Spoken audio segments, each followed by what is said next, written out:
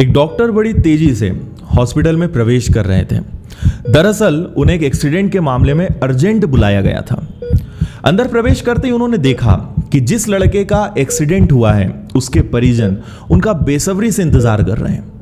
Doctor को देखते ही लड़के के पिता ने कहा कि आप अब आ रहे हैं, हम आपका कब से इंतजार कर रहे हैं, आप लोग अपनी ड्यूटी अच्छे से क्यों नहीं करते हो?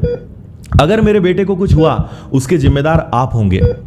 डॉक्टर ने सब सुनकर कहा कि मुझे माफ कर दीजिए, मैं हॉस्पिटल में नहीं था। मुझे जैसे ही फोन आया उसके बाद जितना तेजी से हो सकता था मैंने हॉस्पिटल आने की कोशिश की। आप प्लीज शांत हो जाइए, घबराइए मत। लड़के के पिता ने कहा कि ऐसे कैसे हम शांत हो जाएं? आपका बेटा होता तब भी क्या आप ऐसी बातें ही कहते? अगर किसी की लापरवाही से आपके बेटे की मौत हो जाए तब भी आप यही कहेंगे? डॉक्टर ने कहा कि आप भगवान से दुआ कीजिए सब ठीक हो जाए। इतना कहते हुए वो ऑपरेशन थिएटर में चले गए, पर लड़के के पिता अभी भी बड़बड़ाए जा रहे थे। आगे वो कहने लगे कि किसी को सलाह देना बहुत आसान है, पर जिस पे बीतती है वही समझ सकता है। ऑपरेशन थिएटर में लगभग 1.5 घंटे बीत जाने के बाद डॉक्टर बाहर निकले।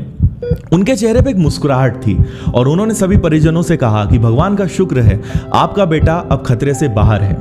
ये सुन के सारे परिजन काफी खुश हो गए और वो डॉक्टर से और सवाल करने लगे कि डॉक्टर साहब हमारा बेटा कब तक ठीक हो जाएगा, हम उसे घर कब ले जा सकते हैं?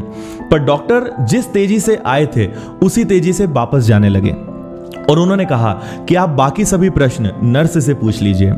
वही पास में खड़ी नर्स से परिजनों ने कहा कि इस डॉक्टर को इतना घमंड क्यों है, भला ये 2 मिनट रुककर हमारे प्रश्नों का जवाब नहीं दे सकते थे? नर्स की आंखों में आंसू थे।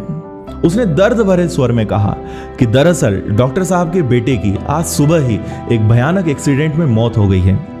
जब हमने उन्हें फोन लगाया तब वे अपने बेटे का अंतिम संस्कार करने ही जा रहे थे, पर वे यहां आए और आपके बेटे का इलाज करने के बाद वो अब अपने लाडले का अंतिम संस्कार करेंगे। ये सुनकर सारे परिजन स्तब्ध रह गए और उन्हें अपनी गलती का एहसास हुआ।